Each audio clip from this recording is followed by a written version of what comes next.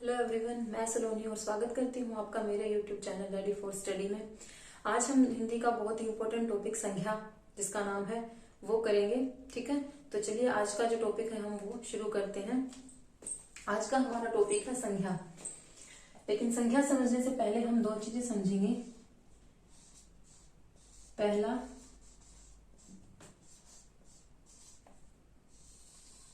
विकारी शब्द,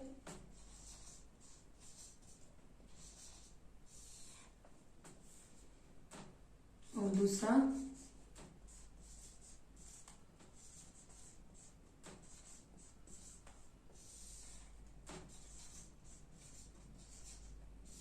अविकारी शब्द। ठीक है, विकारी शब्द कौन से होते हैं?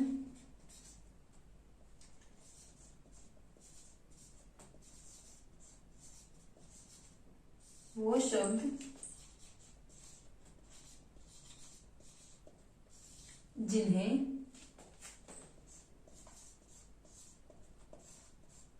लिंग, वचन, काल, कारक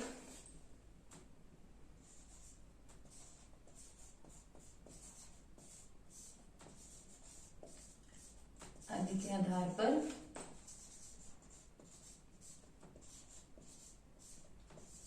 बदला जा सकता है।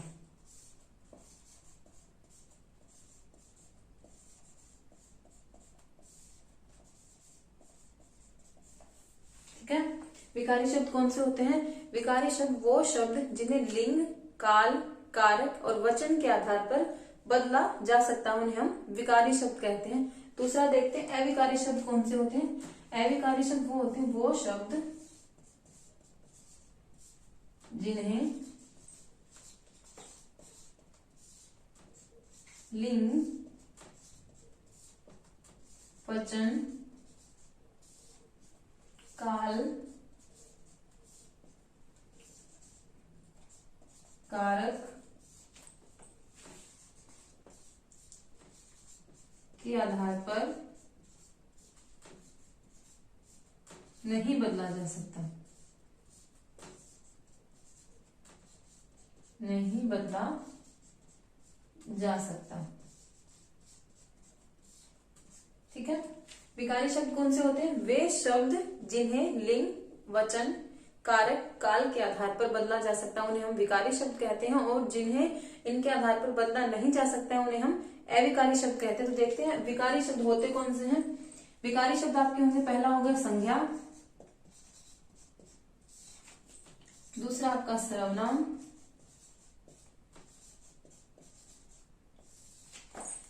तीसरा हो गया आपका विशेषण,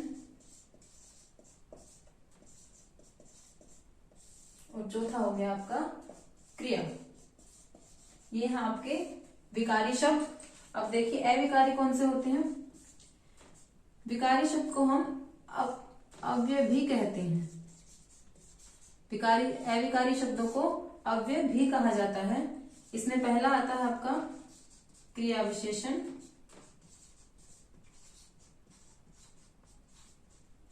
दूसरा संबंध बोधक,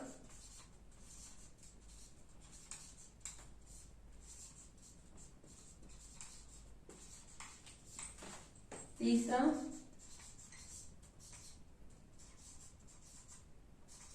समुच्चय बोधक, और चौथा आपका आता है विषम यादि बोधक अव्यय। यहां तक क्लियर हो गई बात।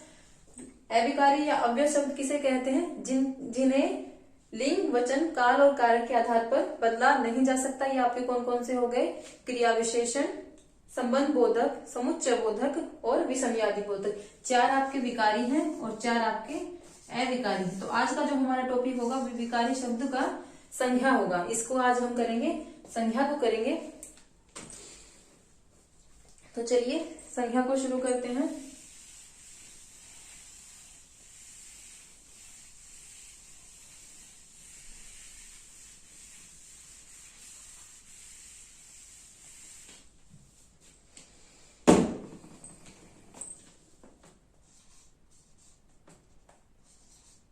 संख्या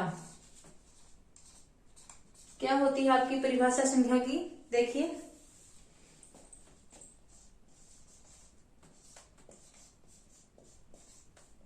किसी व्यक्ति,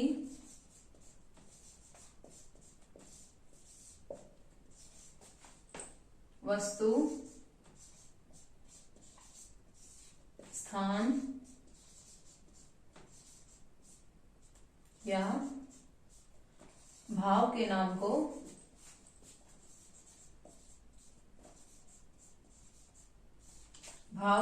को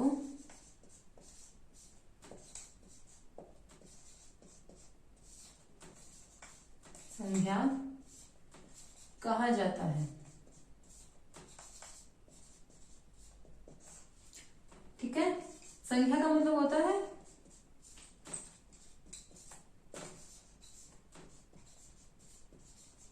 दुनिया के सब नाम, दुनिया के सब नाम। इसकी जो परिभाषा हमने लिखी है इसी के आधार पर देखिए, व्यक्ति, इसमें आपके सारे सजीव आ गए। ठीक है, दूसरा आ गया आपका वस्तु,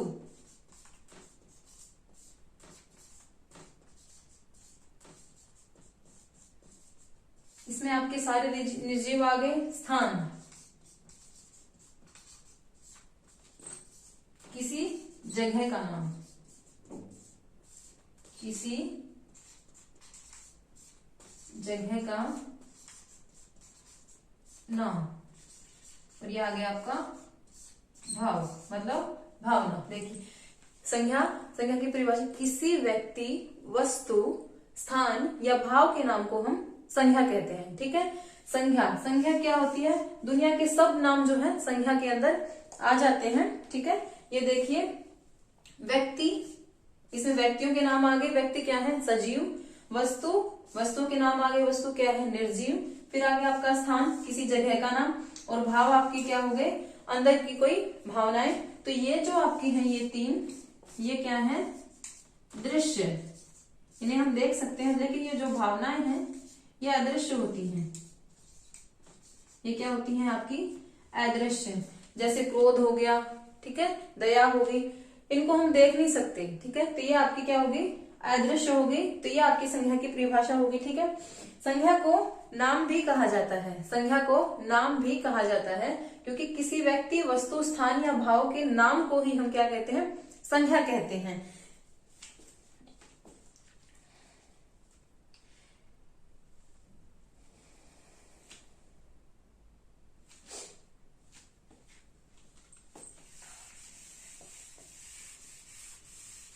अब हम इसके क्या देखेंगे?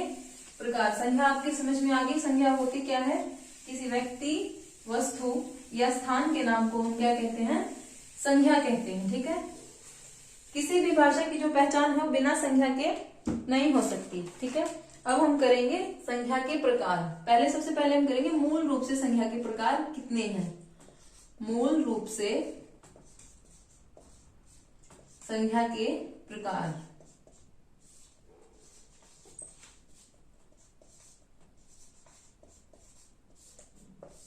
ध्यान से देखिए, मूल रूप से संज्ञा के प्रकार कितने होते हैं? मूल रूप से संज्ञा के प्रकार होते हैं आपके दो। सबसे पहला होता है यथार्थवाचक,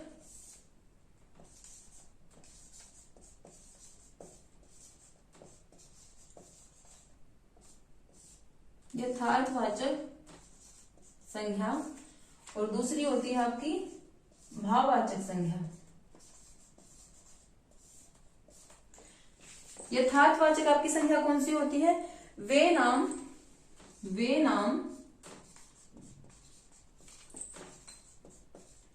जो वास्तविक और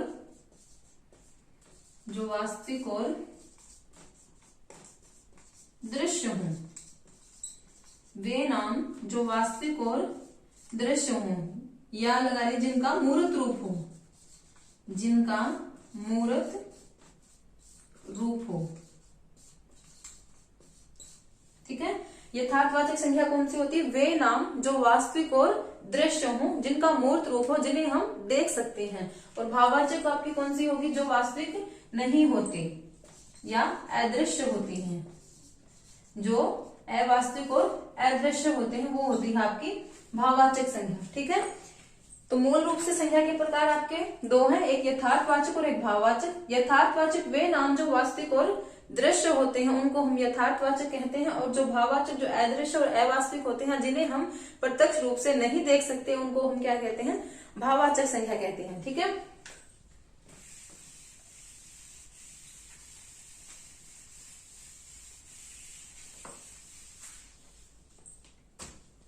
अब देखिए जो यथार्थवाचक संज्ञा है, यथार्थवाचक संज्ञा, इसको आगे चार भागों में बांटा गया है। ठीक है, पहला है व्यक्तिवाचक संज्ञा,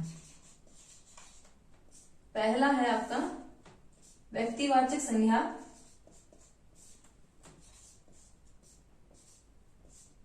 दूसरा है जातिवाचक संज्ञा,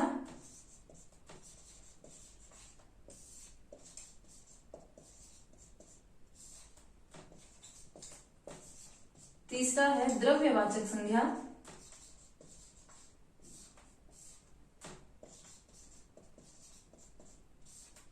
और चौथा है आपका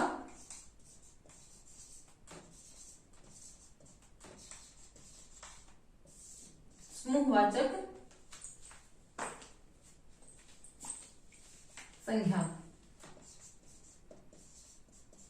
ठीक है, तो यथार्थवाचक जो संज्ञा है इसमें क्या है, चार प्रकार दिए गए हैं, जिसके पहला है आपका व्यक्तिवाचक संज्ञा, दूसरा है आपका जातिवाचक संज्ञा, तीसरा आपका है द्रव्यवाचक और चौथा आपका है समूहवाचक संज्ञा। ठीक है, अब इसमें देखिए जो एक द्रव्यवाचक संज्ञा और समूहवाचक संज्ञा है, ठीक है, ध्यान से समझिए। इसमें द्रव्यवाचक में आपके आते हैं पदार्थों के नाम। किसके आते हैं, पदार्थों के नाम, जैसे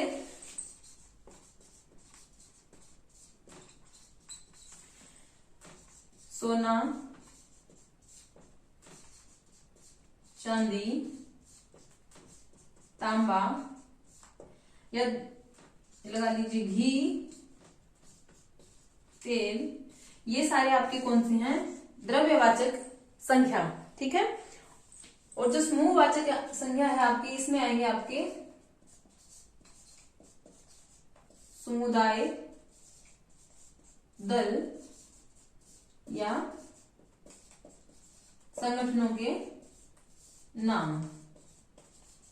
ठीक है, ठीक है, तो इसमें आइए आप ले लीजिए जैसे पुलिस, जैसे हमने पुलिस नाम लिया तो पुलिस किसी हम एक पर्टिकुलर व्यक्ति के लिए तो यूज नहीं कर रहे।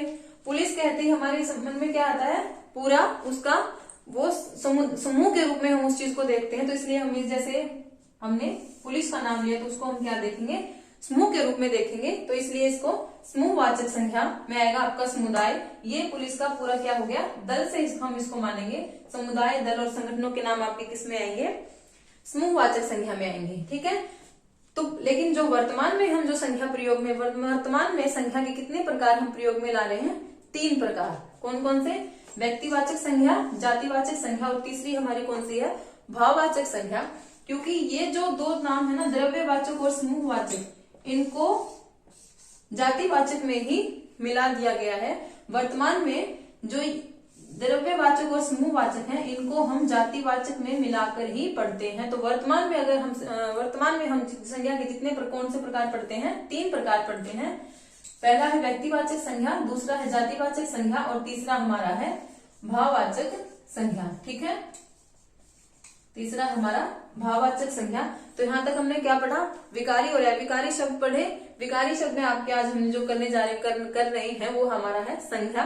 संज्ञा क्या किसको कहते हैं, किसी व्यक्ति, वस्तु, स्थान या भाव के नाम को हम संज्ञा कहते हैं। संज्ञा के कितने प्रकार होते हैं, मूल रूप से संज्ञा के 2 प्रकार होते हैं। पहला यथार्थवाचक और दूसरा आपका भाववाचक। यथार्थवाचक में कितने प्रकार होते हैं संज्ञा के, 4 प्रकार होते हैं। पहला व्यक्तिवाचक संज्ञा, दूसरा आपका जातिवाचक संज्ञा, तीसरा आपका द्रव्यवाचक संज्ञा और चौथा आपका समूहवाचक संज्ञा। लेकिन वर्तमान में हम जो संज्ञा के प्रकार करते हैं वो 3 प्रकार करते हैं, क्योंकि ये दो जो प्रकार हैं द्रव्यवाचक और समूहवाचक, इनको जातिवाचक संज्ञा में ही मिलाकर हम पढ़ते हैं। ठीक है, तो ये हो गई हमारी बात इनके प्रकार की।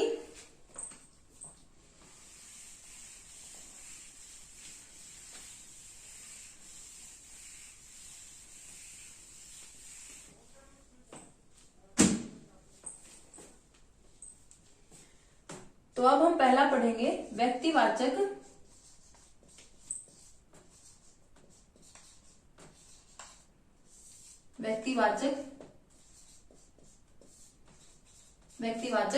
संज्ञा। ठीक है, किसी भी व्यक्ति वस्तु या स्थान, किसी भी व्यक्ति वस्तु या स्थान के निश्चित नाम को हम क्या कहते हैं? व्यक्तिवाचक संज्ञा कहते हैं। दोबारा सुनिए, किसी भी व्यक्ति, स्थान या वस्तु के निश्चित नाम को, किसी भी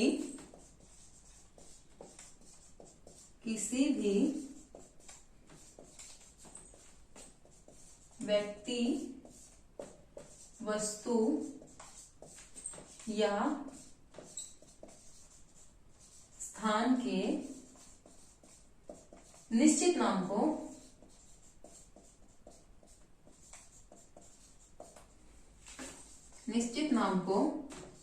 हम व्यक्तिवाचक संज्ञा कहते हैं।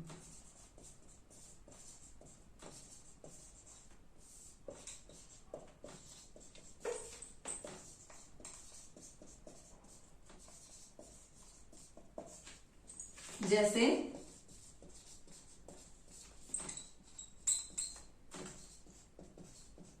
गंगा,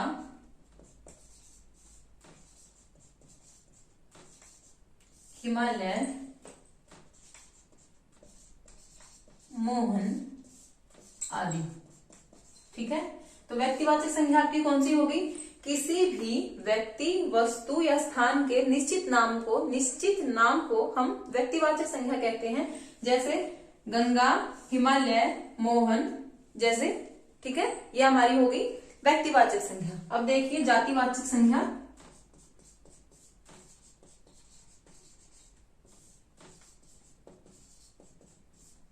जातिवाचक संज्ञा आपकी कौन सी होती है?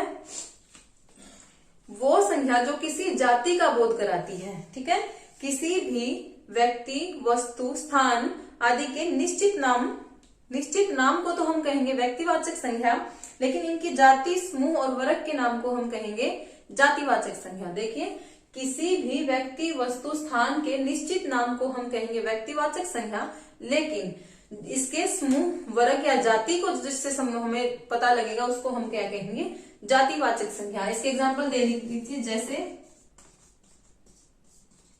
नदी, ठीक है, पर्वत या लड़के।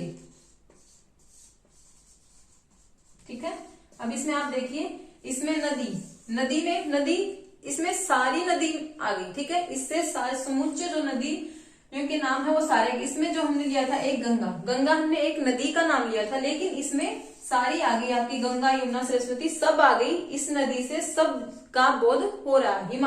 हिमालय क्या था? एक पर्वत का नाम था, और यहाँ हमने पर्वत का ही नाम ले लिया। ये समुच्चय पर्वत जाति का बोध हमें कराता है, और इसमें सिर्फ एक पर्वत का नाम था जिसका नाम था हिमालय। अब इसमें हमने लिया लड़के, इसमें सभी लड़के इसमें शामिल होते, सब लड़की की मतलब समुच्चय इसमें जो है आपकी जाति का बोध हो रहा है, लेकिन इसमें हमने लिया था सिर्फ एक व्यक्ति का जिसमें बोध हो रहा है। ठीक है, अब दोबारा इसे समझिए, किसी भी व्यक्ति, स्थान, वस्तु के निश्चित नाम को हम व्यक्तिवाचक संज्ञा कहेंगे, लेकिन जिससे किसी जाति या वर्ग या समूह का जिससे बोध हो रहा होगा उसको हम क्या कहेंगे? जातिवाचक संज्ञा कहेंगे। ठीक है, व्यक्तिवाचक और जातिवाचक संज्ञा आपके समझ में आ गई। अब हम करेंगे भाववाचक संज्ञा।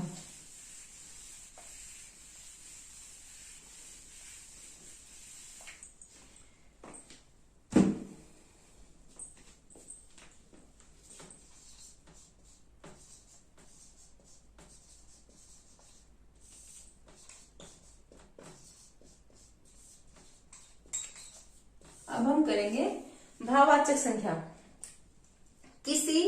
किसी भाव, गुण, दोष आदि का बोध कराने वाले शब्दों को हम क्या कहेंगे? भाववाचक संख्या कहेंगे। किसी व्यक्ति, वस्तु, स्थान आदि के भाव को, किसी व्यक्ति, वस्तु, स्थान आदि के भाव को हम क्या कहेंगे? भाववाचक संख्या कहेंगे। जैसे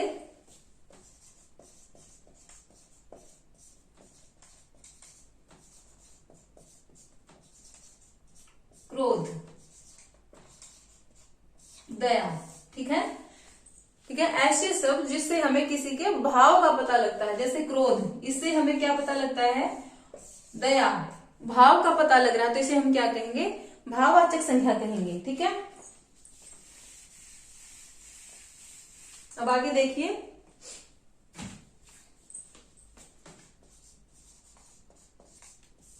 हमने संख्या के 3 प्रकार किए।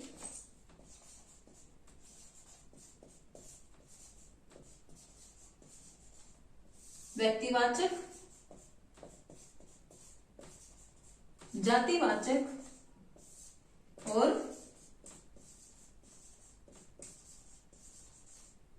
भाववाचक, ठीक है। कितने प्रकार किए हमने? इसके 3 प्रकार किए।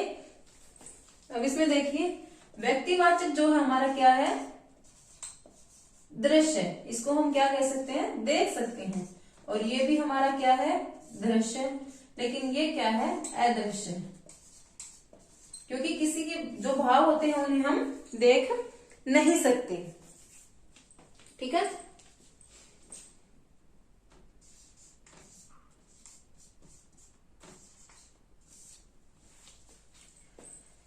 जैसे हमसे पूछ लिया, हमें दे दिया पुस्तक, हमें एक शब्द दे दिया पुस्तक, पेपर में एक शब्द दे दिया पुस्तक, और इसमें पूछ लिया कि इसमें कौन सी संज्ञा है। देखिए, बताइए इसमें कौन सी संज्ञा है? पुस्तक में कौन सी संज्ञा है? सबसे पहले हम कैसे देखेंगे इसको कि इसमें कौन सी संज्ञा? सबसे पहले हम देखेंगे कि पुस्तक दृश्य है या अदृश्य है। तो पुस्तक दृश्य है, अदृश्य तो है नहीं, तो सबसे पहले क्या हो गया? भाववाचक संज्ञा। पुस्तक एक भाववाचक संज्ञा नहीं है क्योंकि ये दृश्य है, ठीक है। अब इसको हम दूसरी उससे देखेंगे। अब ये व्यक्तिवाचक संज्ञा भी हो गई, ये जातिवाचक से भी संज्ञा होगी क्योंकि ये दृश्य है। लेकिन एक बात और इसमें आप ध्यान रखिए, वो व्यक्तिवाचक संज्ञाएं होती हैं, वो व्यक्तिवाचक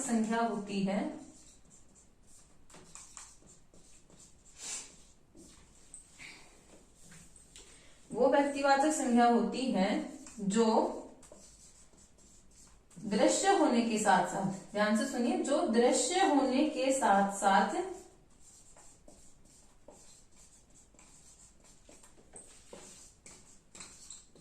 सदैव एक वचन में ही प्रयुक्त होती है। एक वचन में ही प्रयुक्त होती है। तो देखिए, पुस्तक सबसे पहले क्या था? पुस्तक क्या थी? आपकी दृश्य थी, तो भाववाचक संज्ञा ये आपकी नहीं हो सकती। अब जो दूसरा जो नियम उसमें पढ़िए, वो व्यक्तिवाचक संज्ञा कौन सी होती है? जो दृश्य होती है, लेकिन वो सदैव एक वचन में ही प्रयोग में लाई जाती है। तो देखिए, पुस्तक क्या पुस्तक का बहुवचन होगा? पुस्तक का बहुवचन होगा। पुस्तकों हम बहुवचन में क्या लिखेंगे? पुस्तकें, ठीक है। तो अब ध्यान से देखिए, पुस्तक का बहुवचन हो गया, लेकिन व्यक्तिवाचक संख्या कौन सी होती है? व्यक्तिवाचक संख्या वो होती है जो दृश्य होने के साथ साथ आपकी एक वचन में ही प्रयुक्त होती है, लेकिन इसका आपका क्या है? बहुवचन हो सकता है, ठीक है। यहाँ देखिए, व्यक्तिवाचक संख्या कौन सी होती है? जो दृश्य होने के साथ साथ सदैव एक वचन में प्रयोग में लाई जाती है। सदैव एक वचन में प्रयुक्त होती है।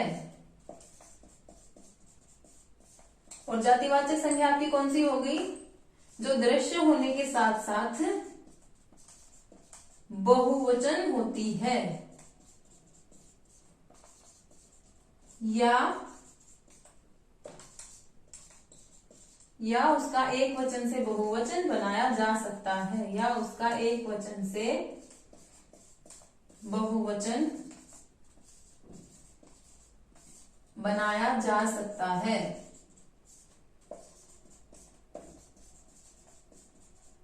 ठीक है, तो पुस्तक क्या थी हमारी? पुस्तक क्या थी? दृश्य तो थी, लेकिन वो एक वचन नहीं थी, उसका बहुवचन बनाया जा सकता है। पुस्तक को हम पुस्तकें के रूप में प्रयोग कर सकते हैं। तो ये पुस्तक हमारी क्या हो गई? जातिवाचक संज्ञा हो गई। अगर आपसे ये पूछ लिया जाए एग्जाम में कि पुस्तक कौन सी संज्ञा है, तो हम उसको व्यक्तिवाचक संज्ञा नहीं, जातिवाचक संज्ञा कहेंगे। जातिवाचक संज्ञा वो होती है जो दृश्य होने के साथ साथ बहुवचन होती है, या जिनका एक वचन से बहुवचन बनाया जा सकता है। ठीक है, तो ये दो चीजें आपको याद रखनी है। व्यक्तिवाचक संज्ञा दृश्य होती है, जातिवाचक संज्ञा भी दृश्य होती है, और भाववाचक संज्ञा आपकी क्या होती है? अदृश्य होती है। ठीक है, अब हमारी जैसे जो दृश्य होंगे हम इनको इस कैटेगरी में लेंगे, और जो भाव होगी, जो अदृश्य होगी, उसको इसमें ले लेंगे। ठीक है, तो व्यक्तिवाचक संज्ञा देखने के लिए हम क्या करेंगे कि सबसे पहले वो दृश्य होनी चाहिए और वो एक वचन में प्रयोग में लाई जानी चाहिए। ठीक है, जातिवाचक आपकी दृश्य होने के साथ साथ बहुवचन होगी, एक वचन नहीं होगी। ठीक है, तो ये आपके हो गए इसके रूल। ठीक है,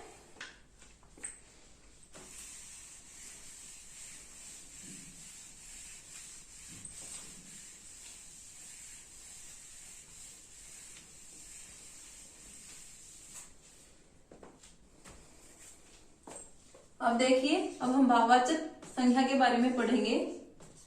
भाववाचक संज्ञा, इनकी जो पहचान है वो मैं आपको बता रही हूँ। भाववाचक संज्ञा कौन सी हो गई? भाववाचक संज्ञा आपकी सबसे पहले तो ये कि अदृश्य होती है। ठीक है, अदृश्य होती है। जैसे आपके लगा लीजिए करुणा, मानवता, ये आपकी क्या होगी? अदृश्य होती है। तो ये क्या होती है? आपकी भाववाचक संज्ञाएं होती हैं। ठीक है, अब आगे देखिए, जैसे मैंने आपको दो शब्द दे दिए, जैसे दे दिया दूरी, ठीक है, फिर मैंने दे दिया आपको खुशी, फिर मैंने आपको दे दिया जवानी या कुर्बानी। ठीक है, क्या इनका बहुवचन हो सकता है? बिल्कुल हो सकता है। दूरी, दूरियां,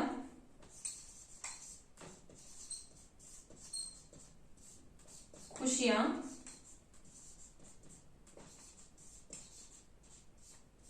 जवानियां, कुर्बानियां। ठीक है,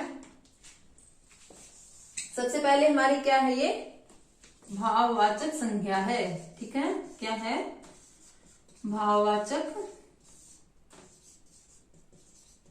संज्ञा है। ठीक है, और ये क्या है? एक वचन है। ठीक है, क्या है? भाववाचक संज्ञा होने के साथ साथ क्या है? ये हमारी एक वचन है। ठीक है, तो यहां हमने इसका क्या बना दिया? बहुवचन बना दिया। ठीक है, अब एक बात मेरी ध्यान से सुनिए। यदि किसी भाववाचक संज्ञा का बहुवचन बना दिया जाए, जो हमने यहां बना दिया, यदि किसी भाववाचक संख्या का अगर बहुवचन बना दिया जाए तो वो संख्या क्या हो जाती है? आपकी जातिवाचक संख्या। ठीक है, सुना आपने? देखिए, यदि किसी भाववाचक संख्या का बहुवचन बना दिया जाए तो वो आपकी क्या होगी? जातिवाचक संख्या होगी। ठीक है, अब ये जो दूरी थी वो यहाँ क्या थी? एक वचन थी, भाववाचक संज्ञा हो गई, क्योंकि दूरी जो क्या थी? एक वचन में हम कहते। जैसे ही हमने इसका बहुवचन कर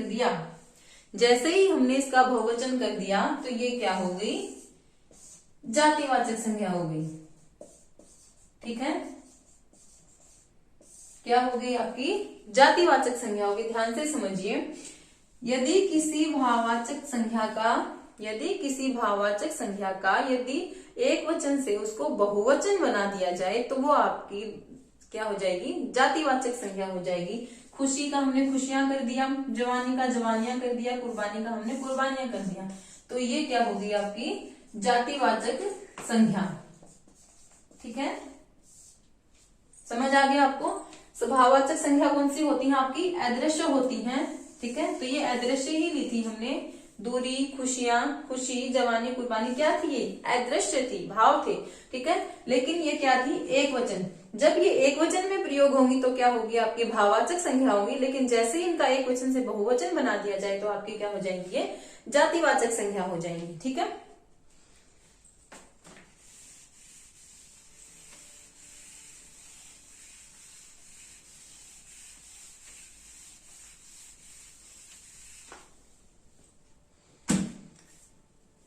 अभी देखिए, कभी कभी क्या होता है, एक और इसमें आता है आपका रूल। कभी कभी व्यक्तिवाचक संख्या का हम जातिवाचक संख्या के रूप में भी प्रयोग करते हैं। ठीक है, कभी कभी हम क्या करते हैं? व्यक्तिवाचक संख्या का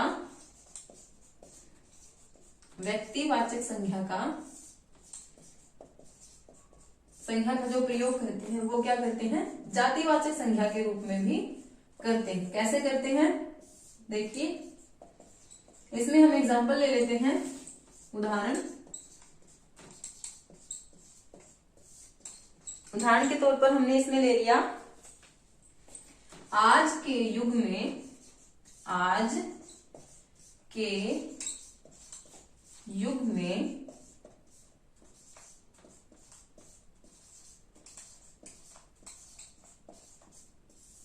हरिश्चंद्रों की कमी नहीं है। आज के युग में हरिश्चंद्रों की कमी नहीं है। इसमें आपका हरिश्चंद्रों जो लिया है वो क्या लिया है? ठीक है, इसमें जो आपका ये हरिश्चंद्र है ये किसी व्यक्ति का नाम नहीं है। ठीक है, इसमें जो हरिश्चंद्र शब्द जो यूज किया गया वो किसी व्यक्ति का नाम न होकर सत्यनिष्ठ व्यक्तियों के लिए इसका प्रयोग किया गया है। ये किसी पर्टिकुलर व्यक्ति का नाम नहीं है, ये किसी एक व्यक्ति का नाम नहीं है, एक व्यक्ति का नाम नहीं है, बल्कि इसका प्रयोग सत्यनिष्ठ व्यक्तियों के लिए किया गया है। सत्यनिष्ठ व्यक्तियों के लिए इसका प्रयोग किया गया है।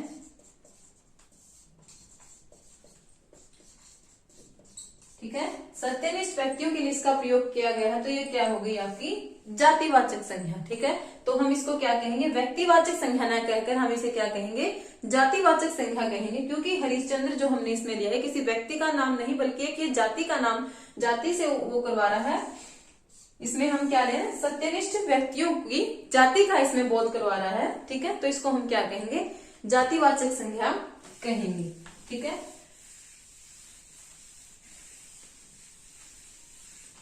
इसमें आप दूसरा देख लीजिए, तो कभी कभी क्या होता है, हम जातिवाचक को व्यक्तिवाचक के रूप में प्रयोग करते हैं। कभी कभी हम जातिवाचक संज्ञा को व्यक्तिवाचक संज्ञा के रूप में प्रयोग करते हैं।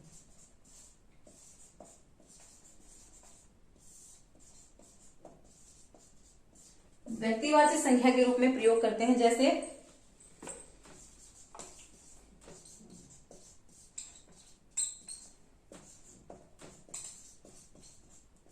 पंडित जी हमारे प्रथम प्रधानमंत्री थे। प्रथम